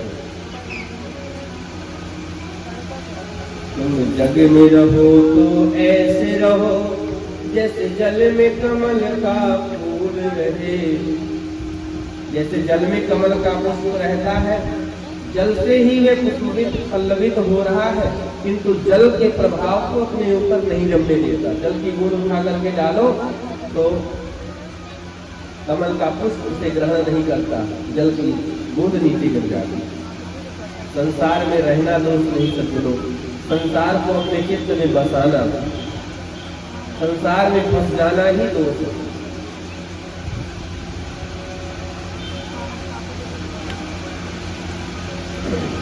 जग की सेवा खोज अपनी प्रीति प्रभु से कीजिए। जिंदगी का राज है यहाँ जान कर जी लीजिए। कुछ करने के नाम पर देखो, मानव की एक वृत्ति है कि बिना कुछ किए वो नहीं रह सकता, बिना कुछ जाने नहीं रह सकता और बिना कुछ माने नहीं रह सकता। तो करने के नाम पर क्या करें भाई? बोली जग की सेवा। जग में भगवान ने आपको संसार में भेजा है तो इसकी सेवा जितना हो सके जिसके प्रति वह आप करो। मित्र के प्रति, परिवार के प्रति, माता पिता के प्रति, पुत्र के प्रति, पत्नी के प्रति, समाज के प्रति जो आपका दायित्व बनता है उसका आप समुचित रूप से पालन करो। जग की सेवा। खोज किसकी करें?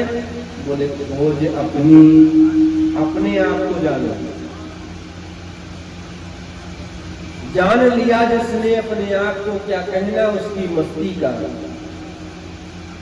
अपने आप को ढूंढो मैं कौन हूं और प्रीति प्रभु से कीजिए। प्रेम किससे करिए? बोले परमात्मा से, भगवान से।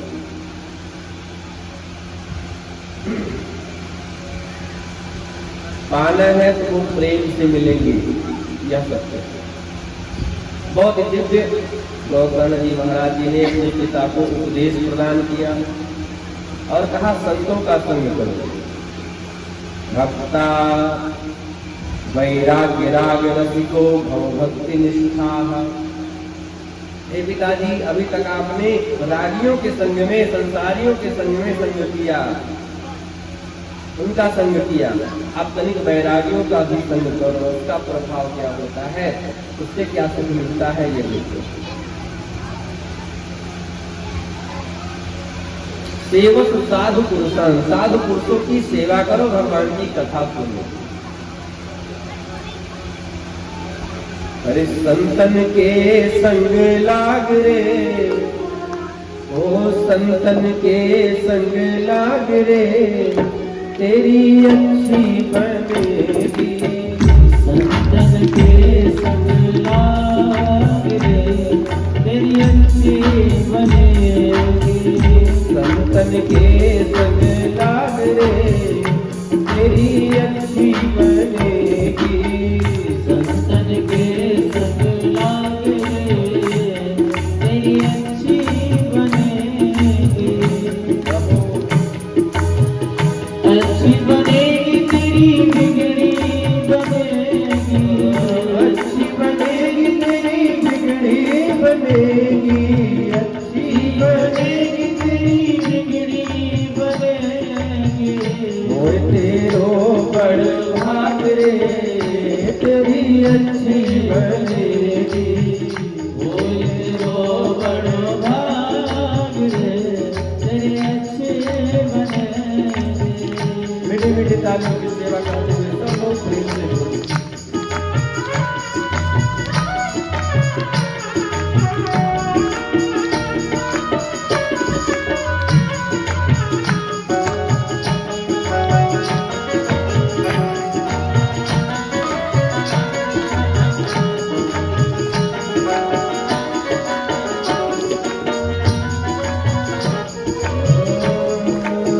संतन संग करे पुण्य कमाई। संतन संग करे पुण्य कमाए। संतन संग करे पुण्य कमाई। संतन संग करे पुण्य कमाए। पुण्य कमाई भैया, पुण्य कमाई। पुण्य कमाए, पुण्य कमाए। रामचरण अनुराग रे, अधि श्याम चरण अनुराग रे, तेरी अच्छी बनेगी। संतन के संग लाग रे, हरि बोल। तेरी अच्छी बनेगी।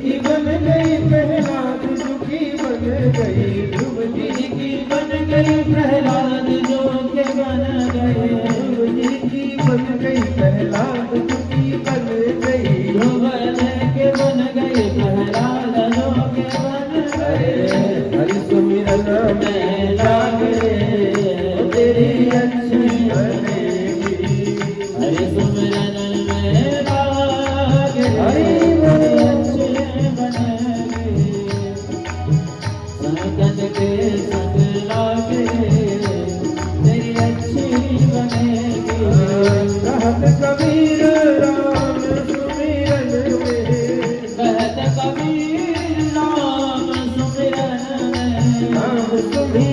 में राम सुमिरन में श्याम सुमिरन में राम सुमिरन में श्याम सुमिरन में राम सुमिरन में श्याम सुमिरन में अरे पाग सके तो अब पाग रे तेरी अच्छी बनेगी पाग सके तो पाग रे तेरी अच्छी बनेगी हरि सुमिरन में जाग रे तेरी अच्छी बनेगी हरि सुमिरन में जाग रे तेरी अच्छी बनेगी अच्छी बनेगी तेरी बिगड़ी बनेगी अच्छी बनेगी तेरी बिगड़ी बनेगी बिगड़ी बनेगी तेरी बिगड़ी बनेगी बिगड़ी बनेगी तेरी बिगड़ी बनेगी हरि सुमिरन में लाग रे तेरी अच्छी बनेगी संग के संग लाग रे तेरी अच्छी बनेगी अच्छी बनेगी तेरी बिगड़ी बनेगी अच्छी बनेगी तेरी बिगड़ी बनेगी अच्छी बनेगी तेरी बिगड़ी बनेगी अच्छी बनेगी तेरी बिगड़ी बनेगी राम चरण अनुराग रे तेरी अच्छी बनेगी राम चरण अनुराग रे तेरी अच्छी बनेगी तेरी अच्छी बनेगी तेरी अच्छी बनेगी तेरी अच्छी बनेगी बोल भक्त वत्सल भगवान की इस प्रकार से अपने पिता को महाराज गोकर्ण जी ने दिव्य उपदेश प्रदान किया संतों का संग का उपदेश किया सेवा कथा रसम हो नितराम पिबत्वम साधु की सेवा नित्य अपने से बने और भगवान की कथा नित्य सुनने को मिल जाए तो जीवन का उद्धार होने में कोई संदेह नहीं है सके साधु की सेवा और भगवान की कथा दोनों की आवश्यकता सेवा कथा दोनों हो केवल पूजा करने वाले हाथ पवित्र नहीं माने गए मंदिर में जो झाड़ू लगाते हैं उनसे श्रेष्ठ वे हाथ होते हैं आज लोग सेवा नहीं करना चाहते सबसे सेवक धर्म कठोरा मंदिर में जाओ तो पूजा करो न करो परमात्मा के चरणों में पुष्प चढ़ाओ न चढ़ाओ वो निर्माल्य वहां पड़ा हुआ है जो गंदगी वहां पर है उसको साफ करके आओ उससे ज्यादा पुण्य आपको मिलेगा उससे ज्यादा लाभ मिलेगा माला जप करने वाला भगवान की पूजा करने वाला हो सकता है एक बार अभिमानी हो लेकिन मंदिर में झाड़ू लगाने वाला अभिमानी नहीं हो सकता क्योंकि झाड़ू लगाया तभी जा सकता है जब दैन्यता होगी जब सरलता होगी जब व्यक्ति अपने आप को कहीं से मानेगा कि नहीं भगवान की सेवा जरूरी है जब कहीं से मानेगा कि नहीं हम इस योग्य है हमको कर लेना चाहिए भगवान अकड़ जो है ना वो खास मुर्दे की पहचान है योग्यता वही है जिसमें कुछ जान है अकड़ तो खास मुर्दे की पहचान है सुख काष्टानी चमूर्ख सुख काष्टानी सूखा काष्ट जो होता है ना वो अकड़ जाता है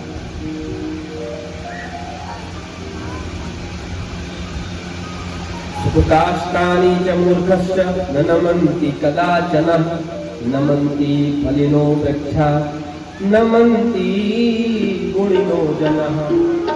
जो गुणी जन होते हैं वे झुक जाते हैं। सूखा काष्ठ, सूखा वृक्ष अकड़ जाता है और हरा भरा वृक्ष, फल से लदा हुआ वृक्ष झुक जाता है। जिनमें वास्तव में कुछ गुण है, जिनमें वास्तव में विद्या है, वैभव है, धन है, तो वो विनम्र हो जाते हैं, वो सरल हो जाते हैं, वो सहज होते हैं। उनके भीतर में घमंड नहीं होता, उसमें अभिमान नहीं होता है। जो विद्वान होते हैं वास्तविक, इसलिए सरल बनो। आत्मदेव जी ने अपने पुत्र की एक एक बात को हृदयंगम किया और भगवत चरण अरविंद को प्राप्त हुए भागवत के 10वें स्कंद का पाठ करते हुए एवं सुतोक्ति वसुतो विगृहं विहाय यातो वनम स्थिरमति गतिकष्टि वर्षाः युक्तो हरेर्दिनं परिचर्ययासौ श्रीकृष्णमापनियतं दशमस्य पाठात्। अब पिताजी तपस्या करने के लिए चले गए, घर में बची अकेली माँ। धुंधकारी ने माता को पकड़ा और कहा, माँ इतनी भी संपत्ति पिताजी तुमको देकर के गए, मुझे दो जल्दी। माँ ने कहा, बेटा तुमने घर में छोड़ा ही क्या है, सब कुछ तो नष्ट कर दिया, मैं कहाँ से क्या लाऊं तुझे दूं। झूठ बोलती है, अभी जलती हुई लकड़ी से तुझे मैं मार मार करके समाप्त कर दूंगा। माँ ने सोचा ये दुष्ट मुझे मार डालेगा, मैं इसे अगर धन नहीं दूंगी तो, और धन है नहीं, अब कहाँ से दूंगी, क्या करूंगी। बच्चों की पहली गुरु होती है माँ। आपका बेटा 8 घंटे विद्यालय में पढ़ता है और उससे ज्यादा 16 घंटे घर में रहता है, तो विद्यालय से अच्छा संस्कार पहले घर का बनाओ, तब तो विद्या प्रभावित करेगी उसे। घर एक गुरुकुल होता है पहले। घर के माता पिता ही पहले संतान के गुरु होते हैं, इसलिए अच्छी शिक्षा घर में दो, बच्चों को अच्छे संस्कार दो, उनके सामने गाली गलौज मत करो, अपशब्द का प्रयोग मत करो। छोटे बच्चों को अभ्यास करो, देखो आप उनसे बोलो तो वो उल्टे में आपको भी आप बोलोगे। जो समझदार पढ़े लिखे माता पिता होते अपने बच्चों को आप कह करके बोलते, जबकि अपने से छोटे को तुम कहा जा सकता है, लेकिन उसे अभ्यास कराया जाता है। अभी एक छोटा है, अभी से आप कह करके जब बात करेंगे तो बड़ा होगा तो इसका अभ्यास हो जाएगा, समझ जाएगा। बचपन से तुम करके बात करने लगो तो वही बड़ा है छोटा है किससे कैसे बात करना है। बच्चों में छोटेपन से ही, बाल्यपन से ही ऊंचा नीचा, जात पात, ये सब भेदभाव मत ज्यादा बनाओ, अच्छे संस्कार दो। क्या लोग घर पे आए, मेहमान है तो 3 का पांव छूना, चौथे का मत छूना, क्यों? अरे गुप्ता जी है वो। मिठाई में दोष नहीं है, पैसा में दोष नहीं है, मित्र है लेकर के आए, लेकिन पैर मत छूना, गुप्ता जी है। बच्चे को ये संस्कार को माता पिता सबको प्रणाम करो, सबका सम्मान करो। छोटे बच्चे को पहले बाल्यकाल से यही सिखाओ, अच्छी शिक्षा देना चाहिए। माता ने सोचा कि घर में कुछ बचाने में क्या करूं। रात के समय आंगन में एक कुआं था और उस कुएं में अपने प्राण को दे दिया, कूद गई। ऊपे पाता रात्रो तेन सा निधनम कथा, अपने प्राण को दे दिया। अच्छा देखो, पंडित आत्मदेव जी ने सत्संग किया था। जो व्यक्ति सत्संग करता है उसकी विषम परिस्थितियों में, विषम दिनों में, वही सत्संग का फल ही उसे आकर के बचा लेता है। मुंडली ने सत्संग नहीं किया था और न सत्संग के फल को उसने पाया था। पाया तो था लेकिन खाया नहीं, इसलिए उसे आत्महत्या करना पड़ा। इसलिए सत्संग जरूर करो। आए दिन लोग छोटी छोटी बातों पर जहर खा लेते हैं, कोई रेल की पटरी पे चला जाता है, कोई फांसी लगा लेता है। क्यों? ज्ञान का अभाव है, सत्संग का अभाव है जीवन में। इसलिए जीवन का महत्व समझा नहीं, मानव शरीर की महिमा समझे नहीं। बस कोई भी बात आई तो बस एक ही चीज सोचा कि शरीर को समाप्त कर लो, अपने आप को ही समाप्त कर लो। देव दुर्लभ मनुष्य का तन भगवान ने दिया, उसकी महिमा ही नहीं समझे। छोटी छोटी बातों पर लोग अपने आप को समाप्त कर लेते हैं, ये गलत है। आत्महत्या करना जघन्य अपराध है, इससे बड़ा कोई पाप नहीं है। पिताजी चले गए तपस्या करने, भगवान का भजन करने, वन में चले गए, तीर्थाटन करने चले गए। माता जी चली गई भगवान के यहाँ, और घर में बचे दो भाई, गोकर्ण जी और धुंधकारी। गोकर्ण जी ने सोचा मेरी कोई बारी, मेरा कोई नंबर आए, इससे अच्छा भैया कि मैं चल लूं। आकर के अनुमति लिया, भैया मैं तीर्थाटन करने जाता हूँ, तीर्थ जाना चाहता हूँ, अनुमति है? बोले बिल्कुल जाओ। अब गोकर्ण जी भी चले गए तीर्थाटन, तीर्थ करने। अब घर में बचा अकेला धुंधकारी। दुष्ट हो या सज्जन प्रकृति का व्यक्ति हो, कोई भी हो, अकेले रहना अच्छा नहीं लगता। चोरी चकारी करता था, दुष्टता पूर्वक अनाचार अत्याचार दुराचार से धन लेकर के आता, बड़े बड़े राजाओं के यहाँ से चोरी करता, दूषित धन लेकर के आता। दूषित धन कभी आपसे सत्कर्म नहीं करवा सकता, कभी मंदिर नहीं बनवाएगा, कभी दान नहीं करवाएगा, कभी पुण्य नहीं करवाएगा, और कदाचित करवा रहा है तो समझो कि ये भगवान की बहुत बड़ी कृपा है। क्योंकि धन होने के बाद में बुद्धि शुद्ध रहे, बुद्धि सात्विक कार्यों में लगे, ये भगवान की कृपा से संभव होता है। आप पे बहुत बड़ी भगवान की कृपा है, तभी ऐसा हो रहा है। अब धुंधकारी ने क्या किया कि उन पैसों से 5 वेश्याओं को बाजार से खरीद लाया, घर में रख लिया, उन्हीं के भरण पोषण में लगा रहता है, उन्हीं की मांग को पूर्ण करता रहता है, उन्हीं की इच्छाओं को पूरा करता रहता है। एक दिन मजरा मदान होकर के आया, बहुत सारी संपत्ति लेकर के आया। 5 वेश्याओं ने देखा तो आपस में चर्चा करने लगी, बहन आज ये होश हवास में है नहीं, बहुत संपत्ति लेकर के आया है, प्रत्येक दिन एक न एक दिन पकड़ा जरूर जाएगा, और पकड़ा जाएगा तो जेल की हवा खाएगा, मारा जाएगा। शास्त्र ये कहता है कि गेहूं के साथ घुन भी पीसे जाते हैं। हम इसका अन्न खा रही है, इसकी संपत्ति खा रही, तो एक न एक दिन हमको भी हवालात की हवा खाना पड़ेगा। इसलिए संपत्ति अपने हाथ लगी, इसको भी हाथ लगा दिया जाए। अब 5 वेश्याओं ने रस्सी से बांध दिया पलंग में, वो सवाल तो थे नहीं, और मारना शुरू किया, प्राण नहीं निकल रहे थे, तो एक दौड़ी गई और तप्तांगार समूहश्च तन्मुखे विचक्षुपुः अग्नि ज्वालाति दुःखेन व्याकुलो निधनं गता। चूल्हे से जलता हुआ कोयला लेकर के आई और धुंधकारी के मुख में दे करके समाप्त कर दिया, ठूस करके मुख में मार दिया वेश्याओं ने।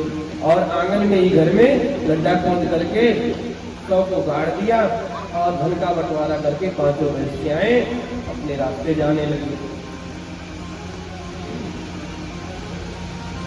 संकादिक ऋषि कहते, नारद जी ऐसी स्त्रियों पर कभी पुरुष को विश्वास नहीं करना चाहिए जो शरीर और संपत्ति से ही केवल प्रेम करती है अपने पतियों को।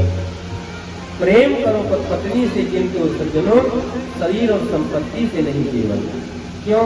ये कभी एक जैसे रहने वाले नहीं। शरीर एक खिला हुआ पुष्प है, आज युवा है, आज सुंदर है, आज चमक रहा है, और कल ये बूढ़ा पुराना भी होगा। केवल इसकी सुंदरता से तुमने प्रेम किया है, तो सुंदरता जिस दिन समाप्त होगी उस दिन पति को पत्नी से नफरत और पत्नी को पति से नफरत। संपत्ति से अगर केवल प्रेम किया है तो संपत्ति भी कोई जरूरी नहीं कि एक जैसी ही पूरे जीवन की यात्रा में होगी। चढ़ाव उतार जीवन में लगा रहता है, दिन रात के समान, गाड़ी के पहिया के समान, कभी ऊपर तो कभी नीचे। कभी अच्छे दिन भी आते हैं तो कभी बहुत बुरे दिन भी आ जाते हैं। धन समाप्त होते ही व्यक्ति से नफरत हो जाए जिसके धन से आपने प्रेम किया। इसलिए आत्मा भाव से प्रेम होना चाहिए संबंध में एक दूसरे से। ऐसा संबंध कभी बिगड़ता नहीं।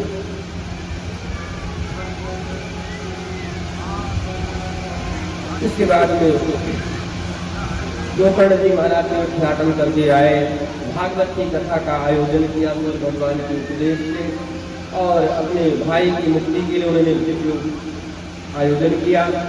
बहुत सुंदर बढ़िया मंडप बनाया गया, सुंदर आवाहन देवताओं का हुआ, 7 ग्रंथ का बांस लगाया गया व्यासपीठ के समक्ष, 5 कदली के वृक्ष लगाए गए और सुंदर व्यासपीठ का निर्माण हुआ। भागवत भगवान का आयोजन हुआ, तुलसी का वृक्ष लगाया गया, गोवर्धन भगवान का निर्माण हुआ, दिव्य पूजन हुआ। 7 दिन तक यह सप्ताह यज्ञ की कथा हुई और 7वें दिवस कहते हैं बांस की 7 ग्रंथियां चटक गई और बांस से एक महापुरुष प्रकट हो गया और सब देखते ही अवाक रह गए, ये कौन है भाई? कहते हैं महाराज कोई और नहीं, साक्षात धुंधकारी ही महाराज भगवान का स्वरूप बना करके प्रकट हो गया। दिव्य रूप धरो जातः तुलसीदां मंडितः पीतवासो घनश्याम मुकुटी कुंडलान्विताः, पीतवासा घनश्याम मुकुटी कुंडलान्विताः।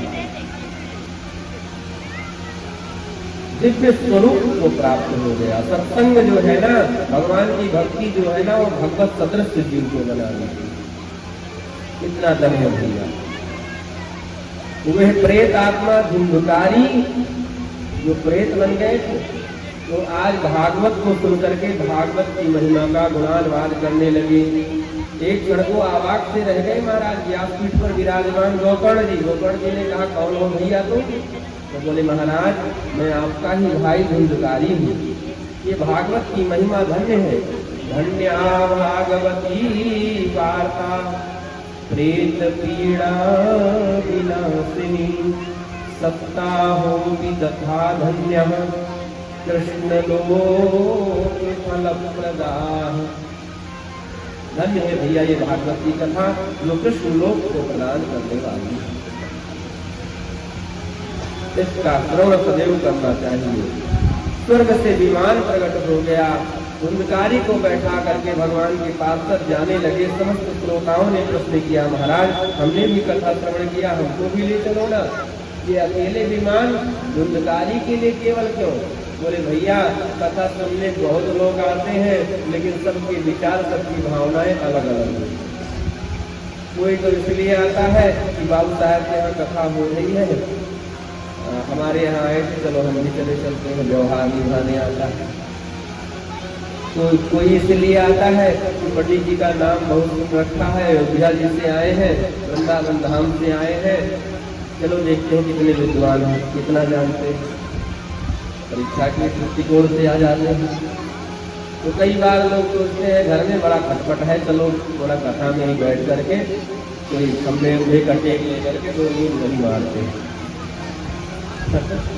तो कोई इसलिए भी आता है कि भैया कुछ जाने वाला नहीं है साथ में, बंदे को छोड़ो, 4 दिन की कथा है, चलो बैठ करके सुनते हैं, भगवान का भजन करते हैं। भगवान ही सत्य है, भगवान ही सब कुछ है, भगवान को जो देना होगा वो देंगे। ऐसी कामना से जो आते हैं निश्चित रूप से उनका कल्याण होता जरूर है। दूसरी बार समस्त श्रोता समुदाय सावधान हुए। गोकर्ण जी महाराज ने सुंदर आयोजन किए और समस्त श्रोताओं के संग में भगवान प्रकट हो गए। अपने पार्षदों के संग में समस्त श्रोताओं को और गोकर्ण जी महाराज को भगवान अपने परम धाम गोलोक धाम लेकर के गए। जैसे पूर्व में अयोध्या सरकार राजा राम जी अपने समस्त अवध पर करके साथियों को सबको लेकर के गए, ऐसे ही अयोध्यावासिनः पूर्वं यथा रामेण संगताः तथा कृष्णेन ते नीता गोलोकं योगी दुर्लभम्। महाराज नारद जी ने कहा भगवान भक्ति ज्ञान वैराग्य इस ग्रंथ को सुनने से प्रकट होते हैं, यह हमने प्रत्यक्ष श्रवण किया।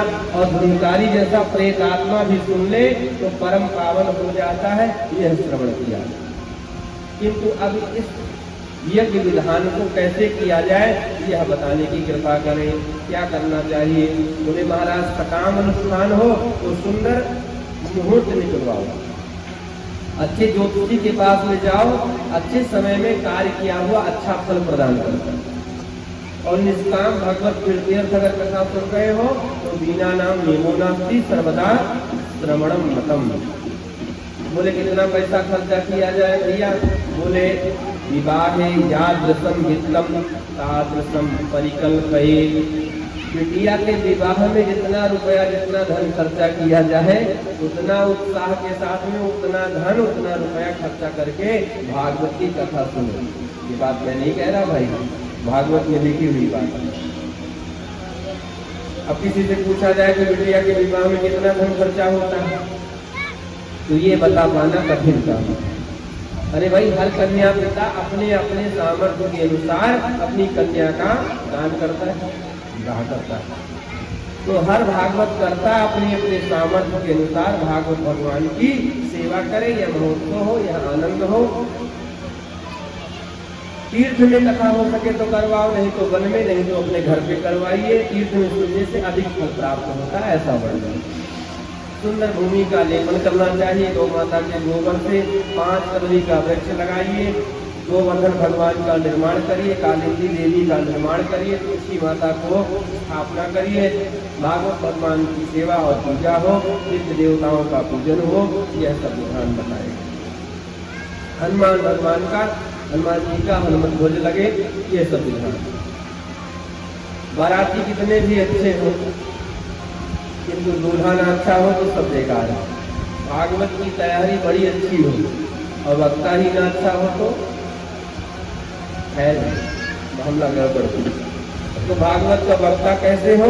बोले विरक्तो वैष्णव विप्रो वेद शास्त्र विशुद्धिकृत दृष्टांत सुनो धीरो वक्ता कार्योत निष्प्रहा। पहली शर्त है कि भागवत का वक्ता विरक्त होना चाहिए। राग द्वेष काम क्रोध से दूर हो, उसे विरक्त कहा गया। संसार की अनुरक्ति न हो उसे, वही है विरक्त। दूसरी शर्त है वैष्णव होना चाहिए। भगवान रामकृष्ण का उपासक हो, ग्रंथ के बारे में जानता हो, क्या धर्म है क्या अधर्म है स्वयं नहीं पता तो धर्म का उपदेश क्या करेगा वो। तीसरी शर्त है विप्रो। विप्रो कुलोत्पन्न शरीर होना चाहिए। व्यासपीठ पर बैठने वाला ब्राह्मण ही हो, जिसका कार्य है वही करे तो अच्छा लगता है और उसकी शोभा है। अनेक प्रकार का विद्वान हो, शास्त्रों का निष्णात विद्वान हो, बड़ी बड़ी बातों को छोटे शब्दों में अनेक प्रकार के उदाहरणों से समझाने में जो कुशल हो वही वक्ता श्रेष्ठ माना गया। अनेक धर्म भ्रांता स्त्रैण्य पाखंडवादिनः। अगर स्त्रैण्य है, पाखंडवादी है, अनेक धर्म में पड़ा हुआ तो ऐसा वक्ता सर्वथा त्याग लेने योग्य है। वक्ता में साक्षात भगवान सुखदेव का दर्शन करें। 5 ब्राह्मणों का और वर्णन करना चाहिए जो भगवान की कथा में सेवा करें भागवत की। और भागवत के 18,000 श्लोक, 335 अध्याय, 12 स्कंद का यथाविधि पाठ हो नियम से। 12 अक्षर मंत्र का जप हो, गायत्री मंत्र का जाप हो, ताकि कथा में कोई विघ्न न आए। भगवान गणपति का पूजन हो, सर्वतो भद्रमंडल की पूजा हो, समस्त देवी देवताओं का विधिवत पूजन हो, भगवान बांके बिहारी राधा रानी का पूजन हो, भागवत भगवान का पूजन हो, गोवर्धन भगवान का नित्य पूजन हो, तुलसी माता का पूजन हो, हनुमान जी का पूजन हो, यह सब करना चाहिए। वक्ता को, श्रोता को हो सके तो निराहार रह करके व्रत को करना चाहिए। सप्ताह कथा को सुनना चाहिए, कहना चाहिए। निराहार न हो पाए तो व्रतक का आनंद घी का पान करके रहे। बोले महाराज शुद्ध घी तो अब देखने को भी नहीं मिलता, खाने को कहाँ मिलेगा। बोले फिर पया पानम, दूध का पान करके रहिए। बोले शुद्ध दूध भी कहाँ मिल पाए इतना। बोले फिर फलाहारम, फलाहार हो करके व्रत को करिए। बोले महाराज कुछ फल भी कहाँ मिले, नहीं मिल पाता। तो बोले कि तुला आहारम, 2 टाइम भोजन करते हो तो 4 टाइम करके आओ इस कथा में, लेकिन मन बढ़िया लगे। ये नहीं कि कथा सुन रहे हो और मन लगा है भोजन में, पेट में चूहे कूद रहे हैं, भूखे भजन न होई गोपाला, गुरु अपन ले कंठी माला। ऐसा सुंदर विधान बताया गया। 2 प्रकार की दाल घर में न बनाना चाहिए जिस समय कथा हो रही हो। आयोजक परिवार को वरिष्ठ अन्न का भोजन न किया जाए, न किसी को कराया जाए। बासी भोजन, परिशुद्ध भोजन न किसी को दिया जाए न किया जाए, शुद्ध भोजन किया जाए। कामी क्रोधी लोभी व्यक्ति से दूर रहे कथा श्रोता वक्ता दोनों। और ये सब भगवान का नाम स्मरण करते रहना चाहिए हमेशा, हर समय, अहर्निश। ऐसे दिव्य उपदेश कथा को होने के पश्चात 7वें दिवस अगर श्रोता विरक्त है तो केवल गीता का पाठ करवा दे तो आनंद है।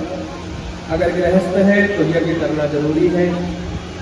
सुंदर दिव्य घी, तिल, जौ, गोगल आदि से, धूप की लकड़ियों से, बढ़िया सुंदर दिव्य औषधियों से, भागवत जी के मंत्रों से, वेद मंत्रों से, गायत्री मंत्र से, श्री सूक्त से, वृक्ष सूक्त से, आदि आदि सूक्तों से, बढ़िया स्त्रोतों से दिव्य हवन हो मंत्रों से भगवान का। गोप जागृत से, चतुश्लोकी भागवत से भगवान के श्रीमद् दिव्य श्लोकों का यज्ञ हो हवन।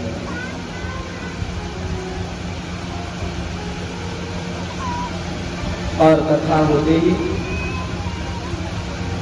12 ब्राह्मणों को कम से कम जमीन पर बैठा करके उनके चरण धुल करके, जिनको कभी धारी हो, तिलक दे करके, कुछ द्रव्य दक्षिणा दे करके, कुछ वस्त्र दे करके, सुंदर पूरी और साग और तस्मई का भोजन कराया जाए। ये विधान है। बाकी जितना ज्यादा भोग भंडारे चला पाओ वो सिस्टम चल ही जाए।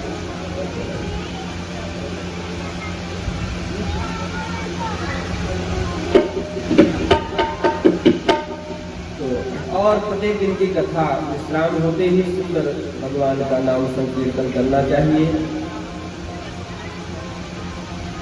जैसे ही नाम संकीर्तन का नाम लिया, नारद जी महाराज ने अपनी वीणा को संभाल लिया। प्रहलाद जी महाराज ताल देने लगे। प्रहलाद तालधारी तरल गतः चोभवः कांस्यधारी। उद्धव जी महाराज कांस पर मजीरा बजाने लगे। और अर्जुन बड़े भारी संगीताचार्य है तो अनेक राग रागनियों में महाराज आलाप देना शुरू कर दिए। इंद्र बहुत बड़े मृदंग के जानकार है तो मृदंग पर भाप देने लगे। सनत सनंदन सनातन सनत कुमार जी महाराज ज्यादा कुछ गाना बजाना नहीं जानते तो सबका अनुमोदन करने लगे, जय जयकार करने लगे। इसी क्षण महाराज व्यासनंदन भगवान शिवदेव प्रकट हो गए और वे अपने मधुर कंठ से भागवत के मधुराति मधुर श्लोकों का गायन करने लगे। संगीत के 3 अंग है, गायन, वादन और नृत्य। गायन वादन करने वाले बहुत हैं, किंतु नृत्य करने वाला कोई नहीं। तो इस अलौकिक संकीर्तन में देवी भक्ति प्रकट हो गई अपने पुत्रों के साथ में, ज्ञान वैराग्य के साथ में, और दिव्य नाम संकीर्तन में नृत्य करने लगी। आइए हम लोग भी अलौकिक नाम संकीर्तन में सहयोग करें, संकीर्तन करें। आज की कथा को हम सभी यहीं पर हृदयांगम करते हैं और ध्यान रहे कल की कथा में ग्रंथ में प्रवेश, भागवत के मंगलाचरण का वर्णन, भक्ति ज्ञान वैराग्य का वर्णन, महाराज राजा परीक्षित के जन्म की कथा, सुखदेव भगवान का आगमन, उनका पूजन, उनकी कथा, उनका दिव्योपदेश, सृष्टि प्रक्रिया का वर्णन। परसों की कथा में भगवान का जन्म की कथा है। भगवान के सब लोग पीत वस्त्र पहन करके परसों आएंगे, पीले वस्त्र, और भगवान का जन्मोत्सव धूमधाम से यहाँ पर मनाया जाएगा। तो अभी कल नहीं परसों की बात है, कल आप लोग और धूमधाम से समय पर पधारें, समय पर कथा विश्राम हो। विलंब न करें, यथामति यथा समय कथा को श्रवण किया जाए। कथा प्रसंग को यहीं पर हृदयांगम करके आइए पहले संकीर्तन करते हैं, तत्पश्चात भगवान की आरती आयोजक परिवार पूजनीय माता जी करेंगी। निकुंज में विराजे घनश्याम राधे राधे, निकुंज में विराजे घनश्याम राधे, निकुंज में विराजे घनश्याम राधे राधे, निकुंज में विराजे घनश्याम राधे राधे, घनश्याम राधे राधे, घनश्याम राधे राधे, घनश्याम राधे राधे, घनश्याम राधे राधे, घनश्याम राधे राधे, घनश्याम राधे राधे, घनश्याम राधे राधे, घनश्याम राधे राधे, निकुंज में विराजे घनश्याम राधे राधे, निकुंज में विराजे घनश्याम राधे राधे, राधे राधे घनश्याम राधे राधे, राधे राधे राधे घनश्याम राधे राधे, राधे राधे घनश्याम राधे राधे, राधे राधे राधे घनश्याम राधे, निकुंज में विराजे घनश्याम राधे राधे, निकुंज में विराजे निकुंज में विराजे घनश्याम राधे राधे, निकुंज में विराजे घनश्याम राधे राधे, निकुंज में विराजे घनश्याम राधे राधे, निकुंज में विराजे घनश्याम राधे राधे, जय श्याम राधे राधे, घनश्याम राधे राधे, जय श्याम राधे राधे, घनश्याम राधे राधे, निकुंज में विराजे घनश्याम राधे राधे, निकुंज में विराजे घनश्याम राधे राधे, जय श्याम राधे राधे, घनश्याम राधे राधे, जय श्याम राधे राधे, घनश्याम राधे राधे, जय श्याम राधे राधे, घनश्याम राधे राधे, श्याम राधे राधे, घनश्याम राधे राधे, निकुंज में विराजे घनश्याम राधे राधे, निकुंज में विराजे घनश्याम राधे राधे, निकुंज में विराजे घनश्याम राधे राधे, निकुंज में विराजे घनश्याम राधे राधे, श्याम राधे राधे, घनश्याम राधे राधे, श्याम राधे राधे, घनश्याम राधे राधे। बोल राधा गोविंद भगवान की, श्रीमद् भागवत महापुराण की, श्री सद्गुरुदेव भगवान की। यथा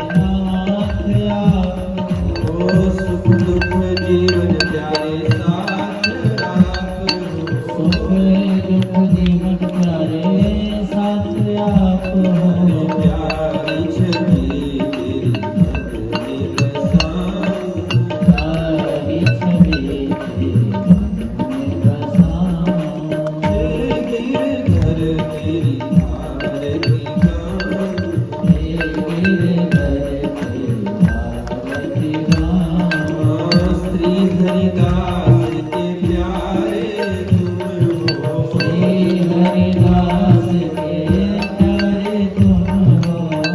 मेरे मोहन जीवन धन हो।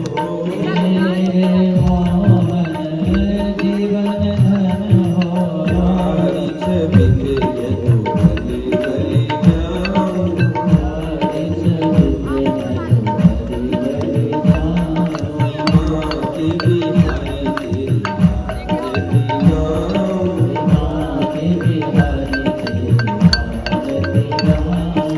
कर्पूर गौरं करुणावतारं संसार सारं भुजगेन्द्रहारं। सदा वसंतं हृदयारविंदे भवानी सेविका। तुमेव माता च पिता तुमेव। तुमेव बन्धु सखा तुमेव। त्वमेव विद्या द्रविडं त्वमेव। त्वमेव सर्वं देवदेव। हरे राम राम राम राम राम राम सीता राम राम राम।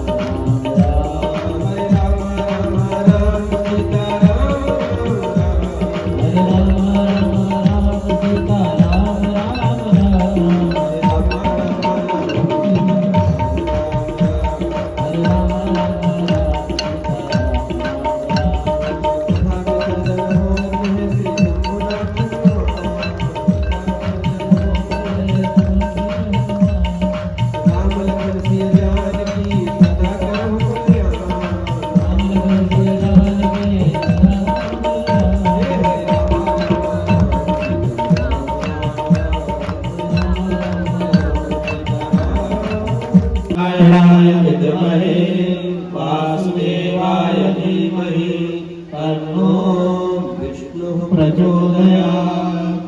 हरि ओम अंजनानंदनाय विद्महे वायुपुत्राय धीमहि तन्नो हनुमत् प्रचोदयात्। हरि ओम नंदनंदनाय विद्महे यशो कृष्ण प्रियायै च धीमहि तन्नो राधा प्रचोदयात्। श्रीवन्तिका बकुल चम्पक पाटलाभे पूर्णार्घजाति करधीर रसाल पुष्पै बिल्वा प्रभाव तुलसी दल मंजरी पूजयामि जगदीश्वर मे प्रसीद। नाना सुगंध पुष्पाणि यथा कालोद्भवानि च पुष्पाञ्जलिर्मया दत्त्वा गृहाणां परमेश्वरः। मंत्र पुष्पांजलिं समर्पयामि।